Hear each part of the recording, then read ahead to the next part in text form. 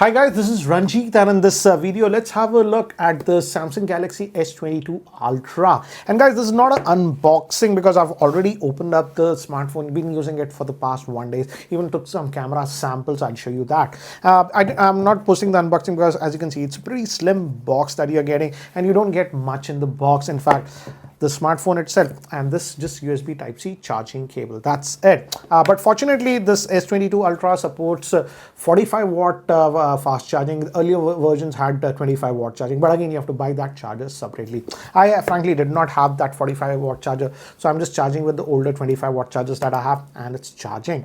And I would say this S22 Ultra is a smartphone. You could even call it the Note 22, I would say, to be very frank, because this is a combination of the S series and the Note. And as you can see, you have the S Pen on this one. That's the big thing. In fact, if you look at this smartphone from the side, this is the Note 20 Ultra from last year, and this is the new one, almost the same from the front. Yes, back it's a little bit different. Again, this one also has that quad camera setup, this one also, but here we had that camera layout where everything was there. Here we don't have it like this. Guys, regarding the pricing and the variant that is sold in India, we don't get the base variant that's available worldwide that comes with 8 gigabytes of RAM and 128 gigabytes of storage. In India, it starts with 12 gigabytes of RAM and 256 gigabytes of storage. There's also a 512 gigabyte RAM storage variant also available. The base variant is for almost 1,10,000. So yes, it's a price bump of about 5,000 that you are getting. And one thing I like, initial offers I was checking on Amazon. There is one good offer on this one. I don't know how long that will be applicable. But if you're buying this smartphone in India, if you just add 3,000 rupees more, you can get the new Galaxy Watch 4, which is a very, very good deal. In fact, you can check out my video of the Galaxy Watch 4. It's a fabulous deal for just about 3,000. In fact, I found a listing on Amazon India where the total price is about 1,13,000. You get the phone as well as the Galaxy Watch. So I'll leave that in the description. So, okay, let's keep the box to the side, nothing much. Let's look at the device itself. Let me first give you a physical overview, then we look at the cameras also, because I feel the camera is the big plus point of this one. And if you are a person who's looking for the Note S Pen functionality, this is the smartphone for you. Else, if this is not the case, then I think so the S22 Plus variant might be better. I still don't have the S22 Plus, but I should be getting that in the next couple of days, so again stay tuned for that. So let's look at this one. Let me give you a physical overview. And again, there is a color difference, guys. If you compare it with the older ones, this one is slightly darker, I would say, and comes in a few more other color shades. Again, the build quality is really, really good, and Samsung calls this the Armor Aluminum. Like in the new Fold series, the Fold 3, they introduced that, so that's the same thing. And this one is also supposed to have the more durable, newer version of Victus Gorilla Glass, that is Gorilla Glass Victus Plus. So hopefully this should be better. Again, back is also glass, and this is also resisting the fingerprint, so I like that. So again, it's a big phone, guys, slightly on the bulkier side, a 6.8 inch screen and all that things. Top, we have a secondary noise cancellation microphone, and on this end we have the volume rocker and the power on off button. Bottom is your SIM tray. Again, guys, no micro SD card, so just dual nano SIM, and Type-C port, and one speaker over here. The second speaker is the earpiece, and but the speaker quality is actually really good on this one. I was impressed with the speakers. Again, we have the S Pen functionality, so you can write notes here, S Pen notes. So all the features that you saw on the Note is there. In fact, the latency is so good, this almost feels like a regular pen experience. So you have that feature, S Pen functionality, and on this end actually we have nothing. And again, this is also a 5G smartphone, and yes, in India the version that we are getting is the Snapdragon 8 Gen 1, not the Exynos one, and it's been performing well. I would say it's been a day. It's very similar to the Moto. This one also came with the Snapdragon 8 Gen 1. So here is the device itself, and the big thing is again the screen quality. As you know, guys, Samsung generally puts the best AMOLED screens, and that's the same case even with this one. This one is again having that 120 hertz refresh rate, not 144 or something like that some vendors are doing, but again it's a very good quality screen that you are getting on this one. But in terms of brightness, here I think so the real innovation is there. This one can go actually really, really bright outdoors, 1750 nits in terms of brightness, and in fact the earlier generations, in fact if I recall, the iPhone 13 Pro etc. goes up to 1300 nits. So definitely pretty bright. So even in outdoor situations, you don't have to worry. It's easily visible. The brightest screen as of now. In fact, you get the same brightness even on the S22 Plus variant. So excellent screen. And now even outdoors and harsh sunlight, it's very easy to operate. And again, it's this 120 Hertz. And this is also a Quad HD screen, guys. By default, it's set to Full HD Plus to conserve battery, but it's a Quad HD screen. You can set it to Quad HD if you really want. And let me just give you all the specs over here. These are all the specs of this device so that you have a better understanding. Again, in terms of fingerprint scanner also, I think so there is an improvement because this also has the ultrasonic fingerprint scanner. It's here, as you can see.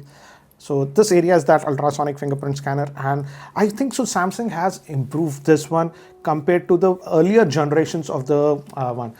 But I feel there is a thing that they can improve it in the software. For example, I did not enable the always on. If you just lift the phone knows it's being lifted. Why don't you just show where the fingerprint scanner is there? And now I've got used to it. It's a small thing. I think so they should implement it with a software update. But the fingerprint scanner is definitely improved, I would say. As of now, past 1 day, it's been working very, very well. So no issues regarding that. And again, it feels like a Note device. I had this Note 20 Ultra, and you get that it feels like a Note.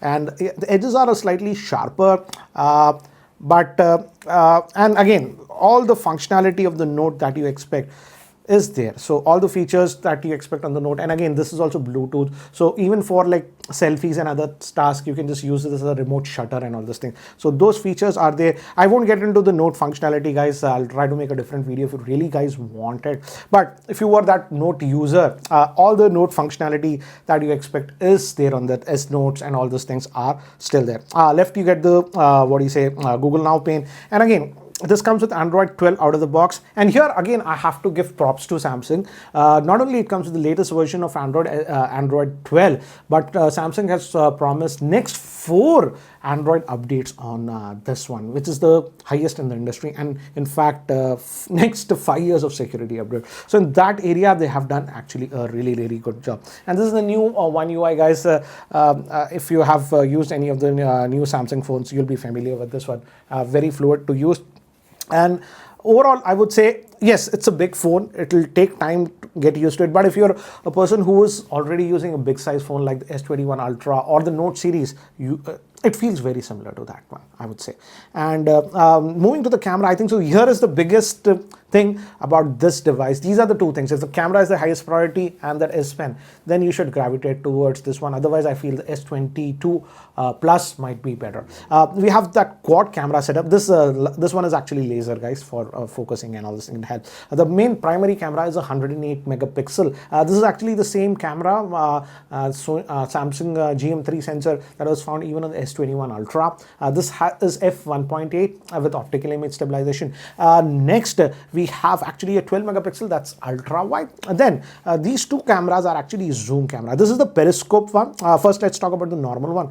This is 10 megapixel and this is a 3x optical zoom, and it's actually really great for portraits and stuff. And then we have that higher zoom, that is a 10x optical zoom. This is the periscope zoom that you're getting. And so this is up to 10x, it's optical zoom. Thereafter, it's all digital zoom. Up to 25-30x digital zoom works, but beyond that, I would not suggest to use.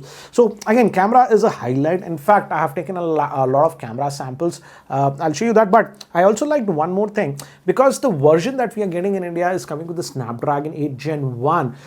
In this processor, even actually Qualcomm says that they have worked a lot on video. So in fact, I shot some videos also, I'll show, and I feel the video quality is actually pretty good. And even with some of the effects like portrait mode and video, which simulates the bokeh, they came out good. But this is the front facing camera, and similar. And the front facing camera is actually 40 megapixel. I was not expecting much, but in fact, I like the samples that we are getting from the front facing camera. I'll show you that. But interface, again, as you can see, this is the regular interface. If you go, that's 1x.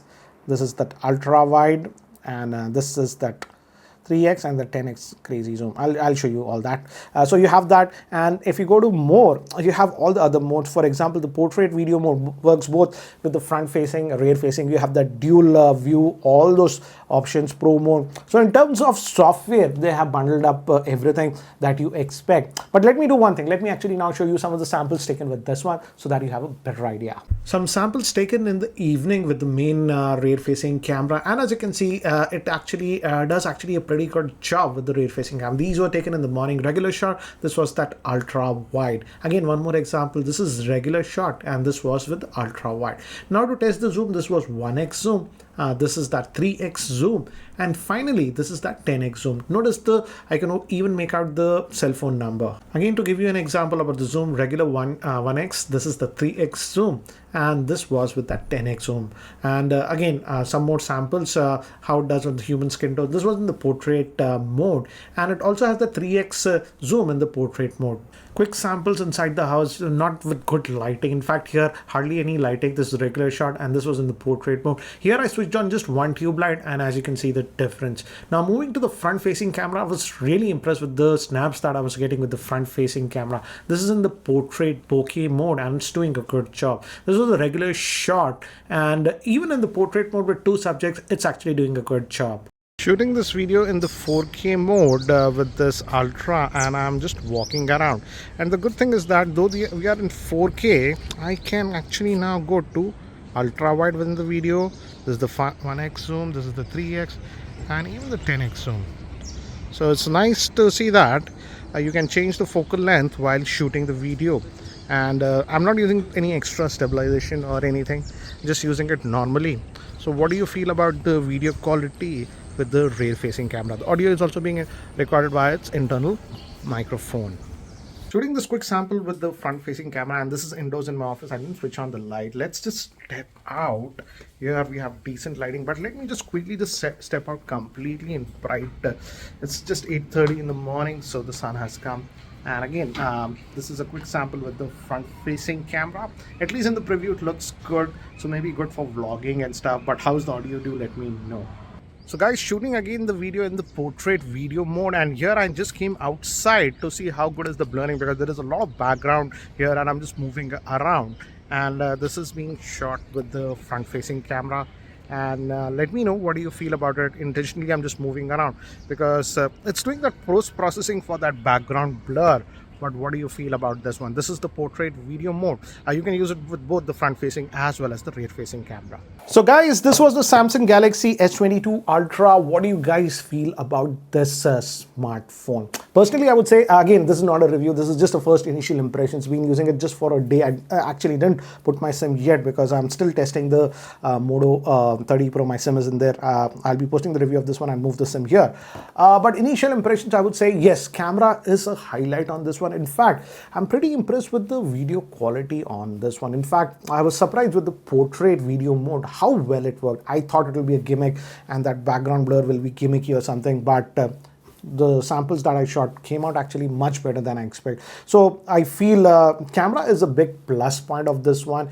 And yes, I personally don't use the 10x zoom a lot. 3x is useful in portrait because it comes out better. But again, definitely camera is a plus point of this smartphone. And if you guys recall, last year the S21 Ultra was among the top camera smartphones in Android. Looks like that might be the case even with this one.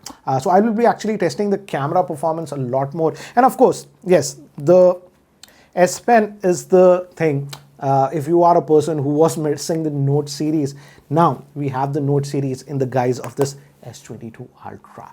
So guys, this was my quick first initial impressions about this Galaxy S22 Ultra. What do you guys think about the same? Do let me know in the comment section below. And guys, if you're still not subscribed to my YouTube channel, hit that subscribe button. This is Ranjit, and I hope to see you in my next video. Take care, guys.